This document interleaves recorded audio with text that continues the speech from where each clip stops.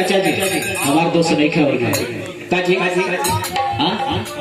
संतोष शर्मा जी के संतोष शर्मा जी की तरफ से देखिए 1 से 1 रुपए के दान भगवान के दरबार में कोटि कोटि हजारों बार नमस्कार प्रणाम बा। जहाँ रही राजा मन के राज करो ये राजा जी सुना है ना